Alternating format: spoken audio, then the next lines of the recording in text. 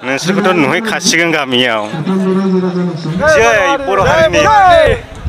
3 बिगा दं दा बेवहाय जोंनि बर' सुबुंफोरनि थाखाय सुबिदा जागोन बेरायनो फैग्रा खामानि मावनो फैग्रा हेल' रायजोफोर खुलुमबाय बयखौबो दिनैनि गोदान भिडिअ नोंथांमोनखौ बरायबावनाय जाबाय आङो दायो दंफैयो जाहैबाय मागाधी रडनि बड'लेण्ड गेस्ट हाउसआव कर्नाटक स्टेटनि सिङाव थानाय मागाधी रड आरो जोंनिनो बड'लेण्ड गेस्ट हाउस बियो बेवहाय दाख्लैहाय जोंनि मानाव गेदेर बिटिआर ओनसोलनि प्रमद बर' सारा दा बड'लेण्ड गेस्ट हाउसआ गभर्नमेन्टनिफ्राय एग्रिमेन्ट जाखाबाय ओमफ्राय हाया बेसे गुवार आं बेखौ नोंथांमोननो देखायनि नैबे बर्डार सिमनाखौ लानानै ओरै सोरगिदिं बै थिं बेरा होनायजों लोगोसे गासैबो बै वालजों लोगोसे बे खालि हाया गासैबो बड'लेण्ड गेस्ट हाउसनि ओमफ्राय बेयाव दा सेंग्राफोर फुटबल ट्राइबेकार गेलेगासिनो दङ भारत उदांस्रिनि मुङाव ओमफ्राय बैयावहाय भलिबल गेलेगासिनो दा बेयाव जानाय लोंनायनि लाहार फाहार खालामगासिनो ओमफ्राय बे नोंथांमोना बड'लेण्ड गेस्ट हाउसनि हाखौथ' नुखाबाय बे खालि हा नुनाया गासैबो बे बर'नि रेजिस्टार जाखाबाय आरो माने बियो गभर्नमेन्टनिफ्राय एग्रिमेन्ट जाखाबाय बियो बर'नि बड'लेण्ड गेस्ट हाउसनि थाखाय अखाफोर हायोला दै थायो नों एसे दहला नुदों आङो हाखौहाय दा गाहायाव ओंखारलांफिननायगासिनो जोङो ग्रोन जिरायजोबना दङ नै ओइ बड'लेण्ड गेस्ट हाउसनि न'आ बेनो जाहैबाय दा फिसा बे गंसेल' दङ ओमफ्राय बे दंफां साया दङ जिरायनो बिराद मोजां दा जिरायनानै जादों आरो माखासे ओंखामबो जालागासिनो दङ नै ब जिरायलागासिनो दङ ओमफ्राय हाया बेसे गुवार आं गाहायनिफ्रायबो नोंथांमोननो देखायनि बे जेनाखि बाउन्डार नुदों बे हा खालि नुदों गासिबो बे बड'लेण्ड गेस्ट हाउसनि गोजा जाबाय इयो रेजिस्टार जाबाय बेनो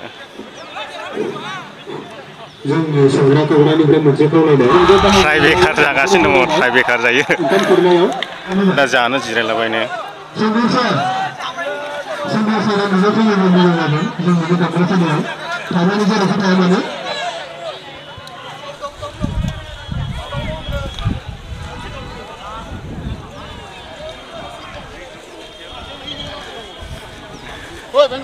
औ बुं दे मा ओंख्रि मोनजालाखो ए अमा बेदरबो रानदोंनो अमा बेदर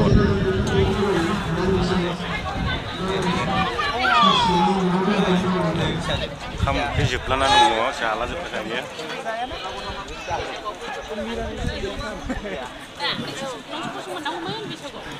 नोंसोरखौथ' नुहैखासिगोन गामियाव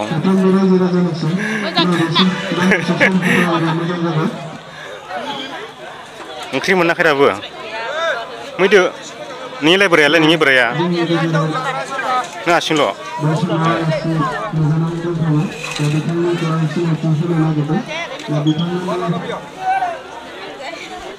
दासो रानगासिनो दङ ओंखाम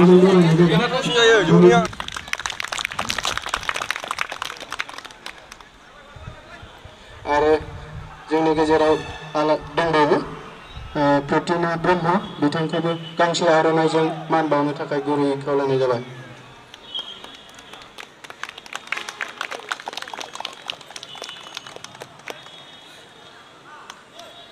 लोगोसे मान बावनो थाखाय गुरैयै खावलायनाय जाबाय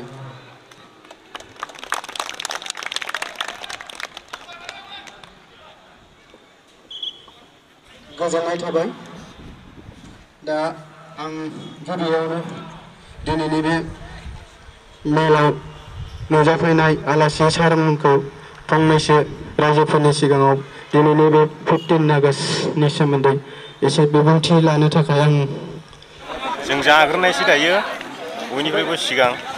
ओमफ्राय जोंसो लास्ट सफैखादों आरोखि ओमफ्राय ओरैहायबो बिराद मानसि जिरायना दं जागासिनो जानायनि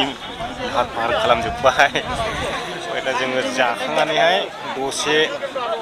माबा माबि नोंथांमोननो देखायबावनायसै ओमफ्राय बेनिफ्राय थांनानै डाइरेक्ट लालबागाव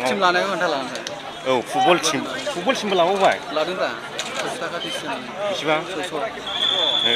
ट्राइबेकार फुटबल टिमबो लाबावबायनो 600 थाखा फिस ओमफ्राय दा जेनोना देरहायो गावसोरसो मिथिगौ आंथ' रोङाबो बयलारसो मानसियानो देरहालाबो जेनलाबो बड'लेण्ड नामै होलांनोसै जाहैबाय बर'नि हा जाहैबाय इयो दा बिल्डिं मोनसे गोगोम जायोब्ला बिराद सुबिदा जागोन थानाय मानायनिफ्राय सोरबा सोरबा गोजान गोजाननिफ्राय फैला थाफैथ'नो खामानि मावनो फैग्राफोरनि थाखाय सुबिदा जागोन आरो ओमफ्राय दा ओंखाम जाखांनायनि उनाव नोंथांमोनजों दसे सावरायबावनानैहाय फोजोबनायसै भिडिअखौहाय जोङो ओंखाम जाना लाग्रोनि बिराद ओंखाम मोनफैबाय बिराद गोजाननिफ्राय फैनाय ना फुङावबो जाखायाखै आंथ' दसा गुन्दैल' जाबोदों गासिबो ओरैहाय लाइन जिरायजोब्बाय नै जानो थाखाय गोबां बर' आइजोफोरबो दंफैयो ओमफ्राय ओरैहाय दा ओंखाम जानायनि थाखाय खेलाखौ बन्द' खालामथ'बाय जाहोग्रोनानै ओमफ्राय दा जोङो दा जानो जिरायबाय बेनोसै लोगोफोर ओंखाम जाखांनायनि उनाव दसे नोंथांमोनजों लोगो हमफिनबावदों दे हेलौ हाय लाहरदो एसे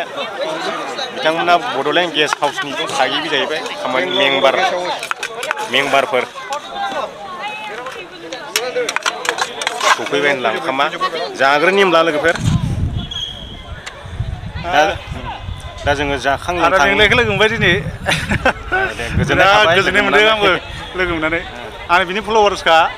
साबसक्राइबार गोजोननाय थाबाय आंनि गोबां फल'वार्सफोर लोगो मोनदों बेवहाय गासिबो हाय हेल' लाजोबदों आं भिडिअसो लाजोबनो हायाखै एगेन हाय ओमफ्राय होमबा दा थांसिगोन ना औ दे बाय जोङो दा जाखां लोंखाङैहाय थांनो ओंखारफिनबाय औ रेडि ओमफ्राय नोंथांमोना आरो खनसे देखायबावो आं बड'लेण्ड गेस्ट हाउसनि हाखौहाय बेनो नै सोरगिदिं नोंथांमोननो राउन्ड बेसेबां गुवार 2 बिगासो जागोनदां ने 3 बिगा दं 3 बिगा दं 3 बिगा दं दा बेवहाय माने बड'लेण्ड गेस्ट हाउस बानायना होयोब्ला गोबां जोंनि बर' सुबुंफोरनि थाखाय सुबिदा जागोन बेरायनो फैग्रा खामानि मावनो फैग्रा औ खामानि मावनो फैग्राफ्रा बेवहाय खामानि मोनसान्दि बे बड'लेण्ड गेस्ट हाउसावनो थानानै जाथ'नो हायो जिरायफैथ'नो हायो औ बेनिखायनो आसा खालामो बे बड'लेण्ड गेस्ट हाउसखौहाय थाबैनो जाथों होननानै बिटिआरनि चिफ बर' सारखौहाय नायफैदों होननानै खोनानो मोन्दों बिथाङा नायनानै थांखांबायनो दा आसा खालामो बे बड'लेण्ड गेस्ट हाउसआ थाबैनो जायो आरो देश बेरायग्राफोरनि थाखाय सुबिदा जायो बेखौनो आसा खालामो दा थांनायसै जोंबो थांनो ओंखारबाय ओमफ्राय ओरै गेस्ट फैदों सानैसो आलासिफोर दङमोन एयारपर्टआव मावग्राफोर ओमफ्राय दा इन्टारभिउ लानो सानदोंमोन आं ओमफ्राय दा आंनि स्टेन्डआबो लाबोआखै आङो बायजोब्बाय ओमफ्राय दा ओरै गोबां मानसिफोर आलासिफोर माबा ओंखाम जालागासिनो दङ नै दा बेयावनो लास्ट जानोसै दा आलासिफोर माखासे ओंखाम जालागासिनो दंबावो सेंग्राफोर बेयाव भलिबल गेलेबाय बल गेलेबाय ट्राइबेकार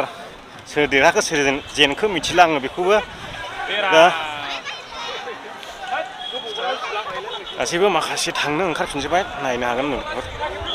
बेनो जाहैबाय बड'लेण्ड गेस्ट हाउसआ बेवहाय फिसा न' दङ बेनो ओमफ्राय बेखिनियानो आरो दा थानायनि थाखाय जेबो सुबिदा गैया ओमफ्राय उनावहाय बिल्डिंफोर जायोब्लासो थानायनि सुबिदा जागोन दा माखासे सेंग्राफोर ओंखाम जालागासिनो दङ नै गासैबो जोंनि बर' सुबुंफोर गोजा ओरै माखासे बल गेलेनानै मेंनानै दंफां सायाव जिरायनानै दङ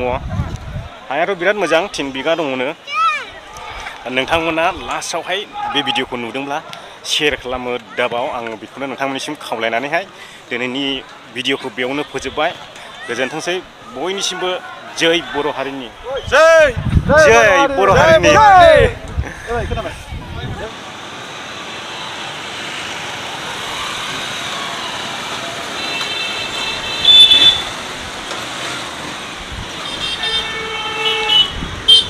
मैगं बाजारसो दं माथो